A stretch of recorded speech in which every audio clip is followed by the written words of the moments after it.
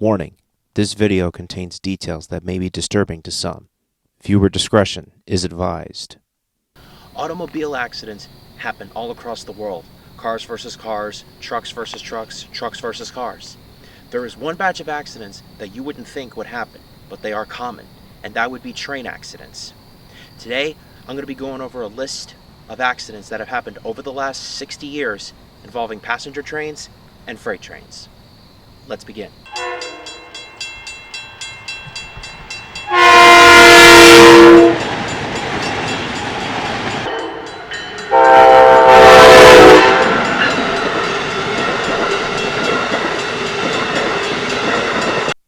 Trains are the largest and fastest vehicles on the planet. They carry freight and passengers for thousands of miles. When something goes wrong with the train, no one is safe. Let's go over some accidents that have happened over the years. Let's start with freight trains. On May 12, 1989, a 6-locomotive, 69-car freight train derailed at the bottom of the El Cajon Pass in Southern California. It started when the freight train made its descent down the mountain. As it went further down, it started to gain speed. The recommended speed limit going down the grade is 15 to 20 miles an hour. The engineer applied the train's brakes, but it did not slow. The train reached the bottom of the hill, topping 105 miles an hour when it hit a sharp curve and jumped the rails at Duffy Street. After the wreck, rescuers were called to the scene immediately. When they arrived on scene, they were met with a disturbing sight: twisted metal and mangled cars everywhere. 6 people died and 7 were injured. The National Transportation Safety Board launched an investigation and determined the cause of the wreck was due to the train being overloaded and brake failure. However, 13 days later, on May 25th, an underground gas pipeline was hit due to the equipment used to clear the wreckage, and the same neighborhood went up in flames. 2 more people died as a result, and more houses were destroyed. The accident and fire caused a total of $14.3 million in damages. Eventually, the remaining houses were cleared away. While officials were discussing what could be done to prevent further accidents, another train lost control.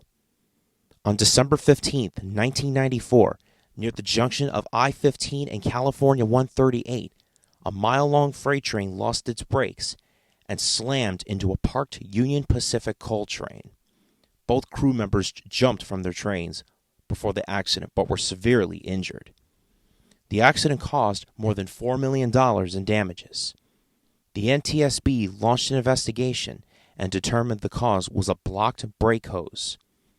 Sadly, 2 years later, a third accident happened. On February 1st, 1996, a freight train carrying mixed cargo, including 7 tankers filled with hazardous chemicals, derailed and burst into flames about a mile from the 94 wreck. The conductor and brakemen were killed while jumping from the train. The engineer stayed on board when it wrecked and survived. The fire sent a toxic cloud into the sky, causing nearby houses to be evacuated and I-15 to shut down for several hours. The NTSB launched an investigation, and once again the wreck was caused because of a blocked brake hose. After the 3 wrecks, all freight trains on the El Cajon Pass were now equipped with an EOT, or end-of-train device. What that device does is now the brakeman can apply the brakes from both the front and the rear of the train. Since then, no more trains have lost their brakes in the El Cajon Pass. But officials wonder, have they seen their last runaway train?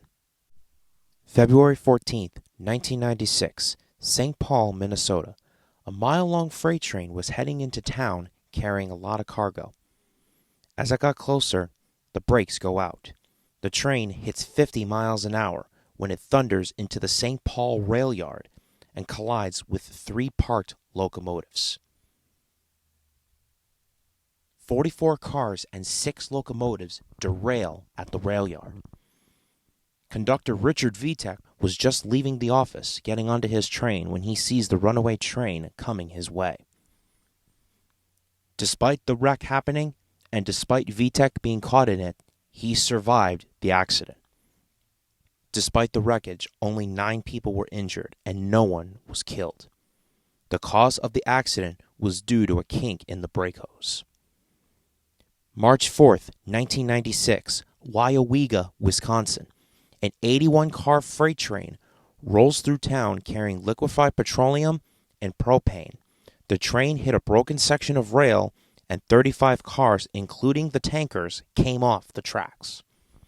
One of the tankers explodes into a massive fireball. The town was evacuated, and the officials had decided to drain the tanks and burn off the fuel. A really slow process that could take days. After about the 4th or 5th day, the passengers were met with another problem. They left so quickly that they had left their pets behind at their house. So the National Guard takes people into armored vehicles, take them into their homes, and get the pets that they had left behind. After 18 days, the fire was put out and the town was no longer in danger. No one was injured during the wreck or the explosion. Now, that isn't a complete list of freight train accidents, but that is just a small portion of the most serious. Now, let's go over some passenger train accidents that have happened over the years. January 4th, 1987, Chase, Maryland. An Amtrak passenger train going over 100 miles an hour slammed into 3 freight locomotives on the same track. Experts say the force of the collision was equivalent to 320 pounds of TNT, enough to level a whole block. After the wreck, special on-site doctors were flown in by helicopter to treat the seriously injured. 16 people were killed in this wreck, and over 150 were injured. The National Transportation Safety Board launched an investigation and determined that the cause of the wreck was due to the in-cab signaling system on the Conrail locomotives not working, and the engineer was smoking pot.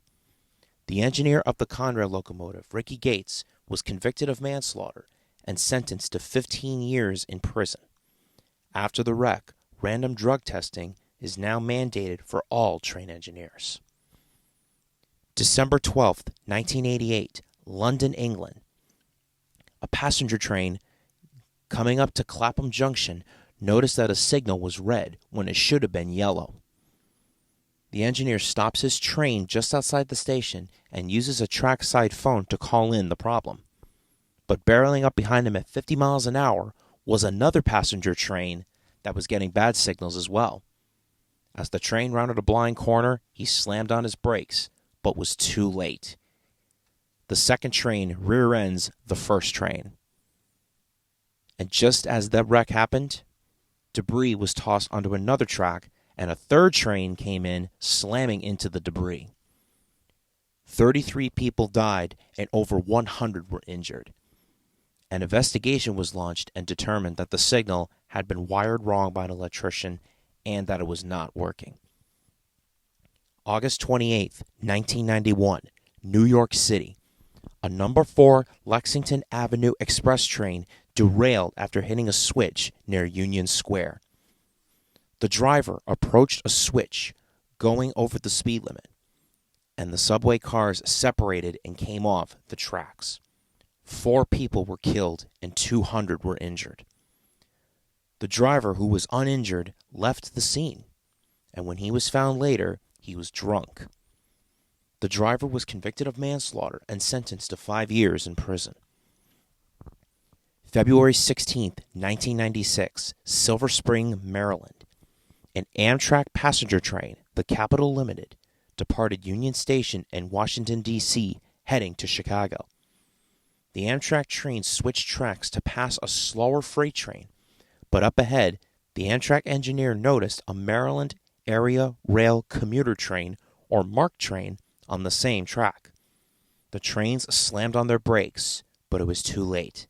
The Amtrak and MARC trains crashed in a devastating head-on collision. After the trains hit, diesel fuel leaked, causing a fire to occur. All 3 crew members on the MARC train and 8 passengers died, and 26 injured. The National Transportation Safety Board launched an investigation and learned that the MARC train had sped through both a caution and red signal by Kensington Station near the wreck site.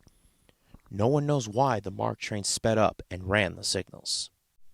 January 26, 2005, Los Angeles, California. A man with certain intentions parked his SUV on the train tracks, but changed his mind at the last minute and abandoned his vehicle, causing an incoming southbound Metrolink number 100 train to collide with the SUV. As the train hit the vehicle, it jackknifed and collided with 2 more trains, one being a northbound Metrolink number 901 train and a Union Pacific freight train. In all, 11 people died and 117 were injured. The suspect, Jose Manuel Alvarez, was charged with 11 counts of murder and 1 count of arson, and was sentenced to life in prison. September 12, 2008, Chatsworth area of Los Angeles. A Metrolink number 111 train collided head-on with the Union Pacific freight train after the engineer of the passenger train failed to stop at a red signal.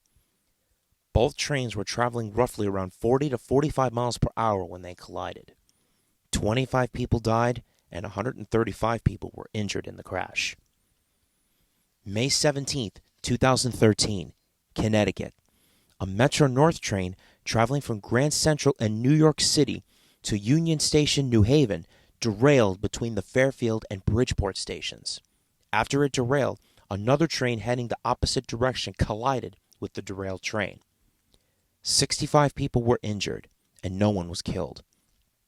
The cause of the derailment was due to broken joint bars. May 12, 2015, Philadelphia, Pennsylvania. An Amtrak Northeast Regional number 188 train was traveling from Washington, D.C. to Penn Station in New York City. The train entered a curve near Frankfort Junction. The speed limit is 80 miles an hour approaching the curve and 50 miles an hour in the curve. But the train hit 106 miles per hour, hitting the curve, and the train tipped over and derailed. 8 people were killed and over 200 were injured.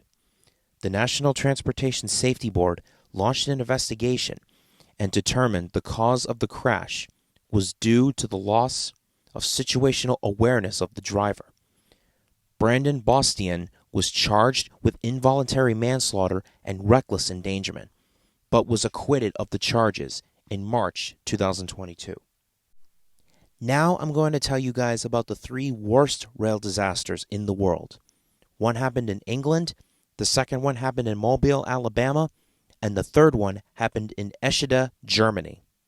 October 8, 1952, Harrow and Wealdstone Station is just outside of London. A local train sat on the platform waiting for the 800 passengers to board. It sat on the up-fast line. The train was running late due to foggy conditions.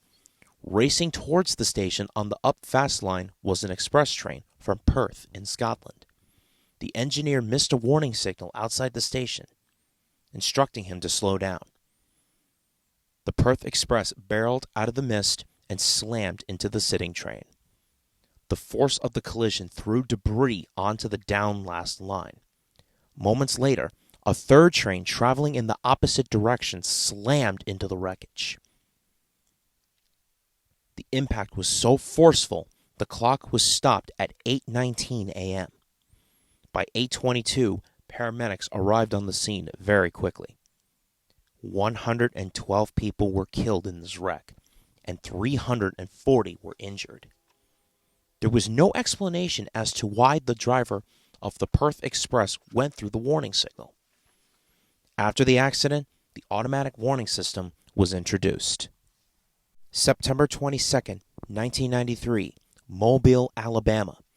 An Amtrak train, the Sunset Limited, was on a 2-week trip traveling from Los Angeles to Miami. About a week into the trip, the train was passing through the swampy bayous of Alabama. A barge being pushed by a tugboat took a wrong turn on the Mobile River and ended up in the Big Bayou. As the boat went down the canal, he felt a bump. Thinking nothing of it, he pulled his boat to the side to assess the damage. Unaware, he hit a section of the train bridge. The Sunset Limited was approaching that bridge doing 70 miles an hour. When the engineer realized what was happening, he was too late. The train slammed into the displaced bridge. The lead locomotive launched into the air and embedded itself into the mud on the far side, while the other locomotives and several cars went into the alligator and snake-infested waters. When rescuers arrived on the scene, they were met with a gruesome sight. 46 people were killed in this wreck, and 103 were injured. This was Amtrak's worst disaster. The National Transportation Safety Board launched an investigation and determined it was the barge and tugboat that displaced the bridge. The tugboat pilot was not criminally charged. June 3rd, 1998, Eschede, Germany. The Intercity Express 1, or ICE 1 train, was traveling from Munich to Hamburg, traveling at over 100 miles per hour. The train approached a switch near a bridge when car number 3 broke loose and the rest of the train sandwiched into the bridge, causing it to collapse. Rescuers arrived on the scene and began pulling people out of the wreckage. 101 people were killed in that wreck, and 194 were injured. The cause of the accident was due to a faulty steel tire that broke apart because of metal fatigue. Train safety has improved over the years. Better brakes, emergency exits, and automatic warning systems. Compared to flying or driving, travel by train is the safest mode of transportation. My heart goes out to all the lives lost in those train wrecks over the years. Now, I hope this doesn't deter any of you from wanting to take a train. This was just to show you what trains used to be like back in the day. I hope you enjoyed this dark documentary. If you guys want me to do more of these, hit that like button, comment, and subscribe, and also hit the same buttons so you can join my wolf pack. I will see you guys next time.